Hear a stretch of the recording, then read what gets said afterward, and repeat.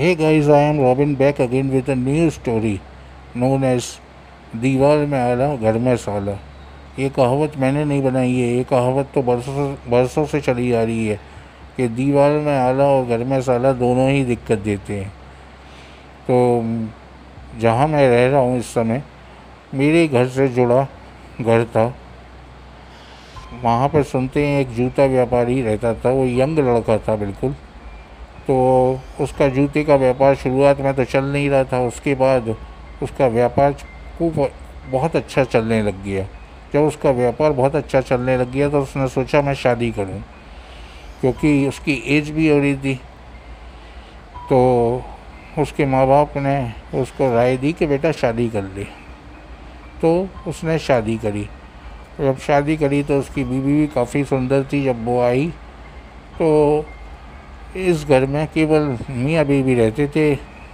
कुछ टाइम के बाद जब वो आई तो 1-2 साल बाद ही पिताजी, लड़के के पिताजी और माँ दोनों ही गुजर गए।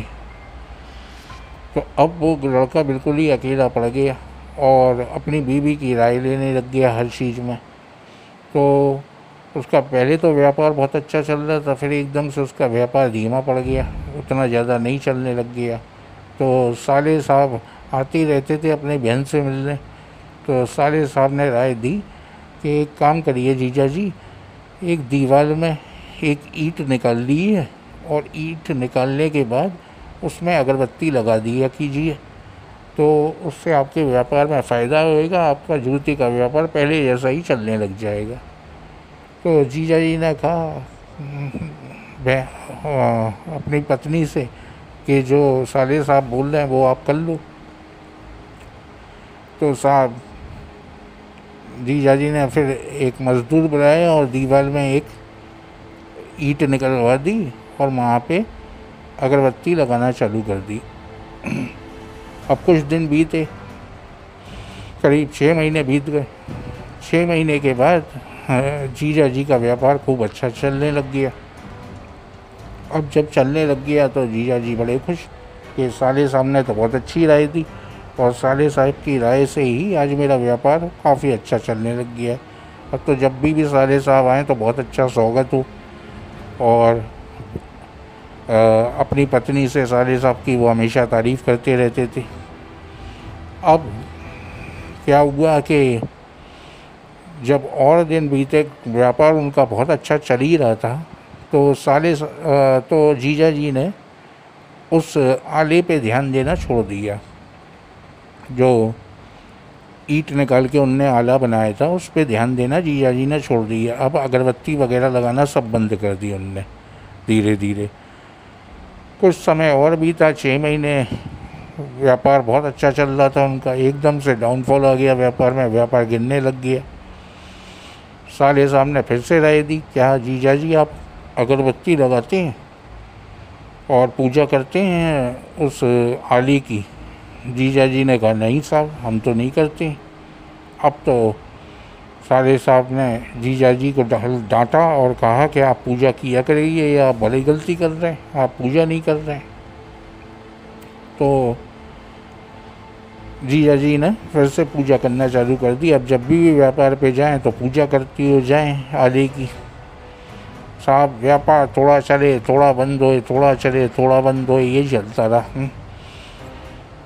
साले साहब कहते रहे कि आप करते रहो, पूजा करते रहो, चलेगा ज़रूर। अब इस बीच क्या हुआ कि इनकी पत्नी को इस लड़के की पत्नी को बच्चा होना था, प्रेग्नेंट थी, इसकी वाइफ प्रेग्नेंट थी। तो जीजा जी को इतना टाइम नहीं मिला कि वो अगरबत्ती लगा सकें आले पे जाके। तो उनने कहा अपनी बीवी को कि तू एक काम किया कर, तू सवेरे लगा दिया कर, अब मैं व्यापार भी देखूं और ये अगरबत्ती भी लगाऊं, मुझसे नहीं हो पा रहा, तो तू लगा दिया कर। तो वाइफ प्रेग्नेंट वैसे ही थी और वो जाके अगरबत्ती लगाती थी। हमेशा से ये जीजा जी लगाते थे, हमेशा से जीजा जी लगाते थे। अब इनने कह दिया था तो पत्नी लगाने लग गई। पत्नी प्रेग्नेंट वैसी ही थी। अब कहा ये जाता है कि अगर आप किसी दीवार में छेद कर दो या ईंट निकाल के पूजा करने लग जाओ तो उस घर पे जो पहले रहता था वो भी आ जाता है। तो अब जो कुछ भी था वो साया इनकी जीजा जी की मतलब पत्नी पे आ गया।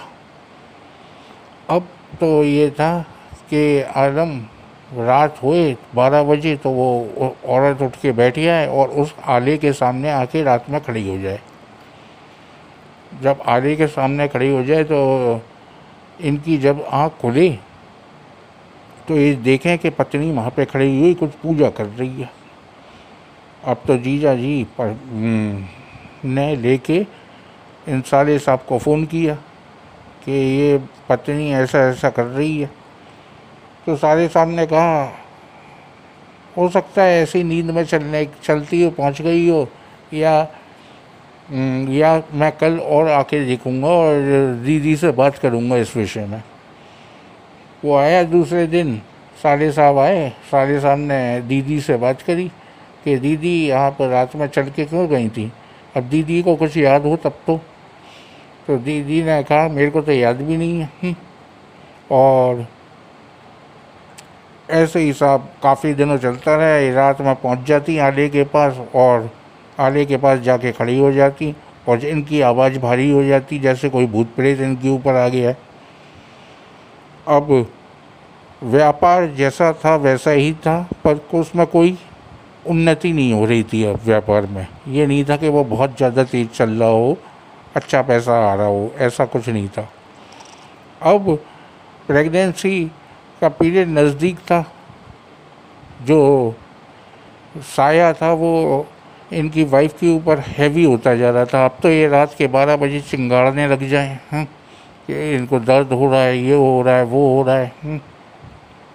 तो जीजा जी बहुत परेशान हो रहे थे।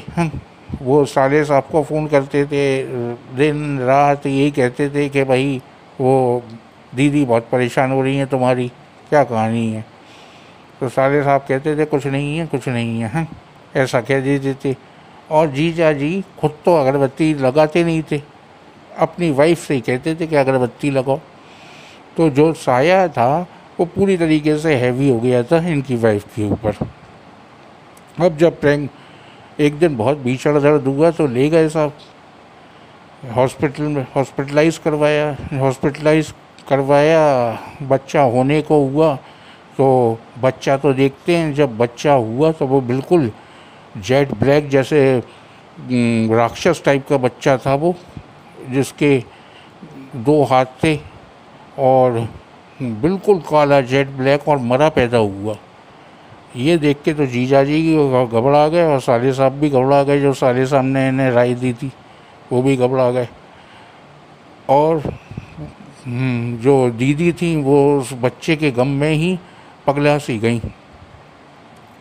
कुछ टाइम और बीता। अब तो दीदी भी जो इनकी थी वो भी पूजा नहीं करती थी, क्योंकि वो तो पागल सी बैठी रहती थी उस बच्चे के गम में कि मेरा बच्चा ऐसा हुआ, ये वो हुआ। और जीजा जी का भी काम धंधे में मन नहीं लगता था। अब जो आला था उसकी पूजा बिल्कुल ही बंद हो चुकी थी।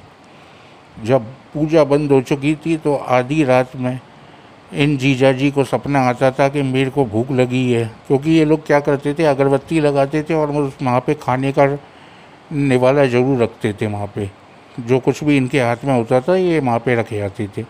तो कहते ये हैं कि जो भी आत्माएं होती हैं वो उस आले की तरफ आ जाती हैं और वहाँ पे अपना घर बना लेती हैं कि हमें यहाँ पे कुछ मिलता है तो हम यहीं रहेंगे। अब मान लो कि एक घर में 50 साल पहले कोई मरा था, उसकी आत्मा वहाँ होएगी तो वो भी निकल के आ जाएगी और उस आले में रहने लग जाएगी। जभी तो कहते हैं कि दीवार में आला शुभ नहीं होता है और उस पर खास करके अगरबत्तियाँ वगैरह तो लगाना ही नहीं चाहिए, नहीं तो ये आत्माएं वगैरह चुड़ैल वगैरह ये सब वहाँ पे निवास करने लग जाती हैं। तो ऐसा ही चलता रहा। इनकी बीवी बिल्कुल पागल सी हो गई। दिन में रोड पे भागती हुई मिलती। जब ये लौट के आते जीजा जी, लोग खबर देते कि तुम्हारी बीवी वहाँ है वहाँ है।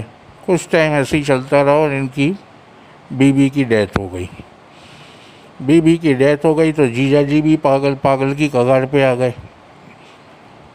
अब साले साहब समझाएं कि अगरबत्ती लगा दिया करो, ये लगा दिया करो, पर ये अब अपनी धुन में रहते थे तो इन्हें खुद का तो होश नहीं था, तो अगरबत्ती क्या लगाती। इनका व्यापार भी ख़त्म सा हो गया बिल्कुल। जीजा जी की ये हालत हो गई कि उनकी भीख मांगने की नौबत हो गई। अब तो साले साहब ही जीजा जी को खिला रहे थे। कुछ टाइम और भी कहा कि जीजा जी बिल्कुल ही पागल हो गए, उन्हें भी एडमिट करवाया गया। एंड में जीजा जी की भी मौत हो गई। साले साहब को वो प्रॉपर्टी मिली, साले साहब ने वो प्रॉपर्टी बेच दी और साले साहब भी चैन से नहीं रह पाए। साले साहब जब इस प्रॉपर्टी में आए वो रहे तो वो भी कुछ टाइम बाद पागल हो गए। तो कहा यह जाता है कि वो आला बनाने से साले साहब ने राय दी दीदी को, दीदी ने जीजा जी को दी, मतलब अपने पति को दी। तो ये पूरे ही लोग उस आले के चक्कर में ख़त्म हो गए। फिर ये प्रॉपर्टी काफ़ी टाइम तक ऐसी पड़ी रही, वीरान, बिकती नहीं थी। उसके बाद नए लोग आए, करीब 10 साल प्रॉपर्टी ऐसी ही पड़ी रही। 10 साल के बाद नए लोग आए, नए लोगों ने रहना चालू किया, पूजा पाठ करवाया और फिर जो नए लोगों ने पूजा पाठ वगैरह करवाया तो उससे सब लोग शांति में रह रहे। काफ़ी टाइम तक इन लोगों को भी कुछ ऐसा लगा कि कोई घर के ऊपर चल रहा है, कोई कहीं दरवाज़ा बंद हो गया, कहीं फ्रिज एकदम से तेज़ी से बंद हो गया। पर ये सब चीज़ें फिर ये पूजा पाठ लगातार करवाते रहे और लोग, तो ये घर फिर से वैसा ही हो गया जैसा था। पर वो लोग तो जो थे वो तो चले ही गए बेचारे। तो कहने का मतलब ये है, किसी की राय मानना चाहिए, अपनों की राय मानना चाहिए, पर इतनी भी नहीं मानना चाहिए कि जैसे साले साहब ने राय दी कि आला बना लो घर में। वैसे भी पुरानी कहावत है ये तो कि घर में आला और साला दोनों ही दिक्कत देते हैं, तो दीवार में तो कभी आला बनाना ही नहीं चाहिए। तो मेरी ये जो कहानी है ये बिल्कुल सत्य कहानी है। हो सकता है मेरा एक्सप्लेनेशन आप लोगों को पसंद ना आया हो, पर कहानी बिल्कुल सत्य है। मेरे घर के बगल की कहानी है। तो मेरी कहानी ऐसे ही सुनते रहिएगा और लाइक और सब्सक्राइब करते रहिएगा। Thank you for listening my story. नमस्कार।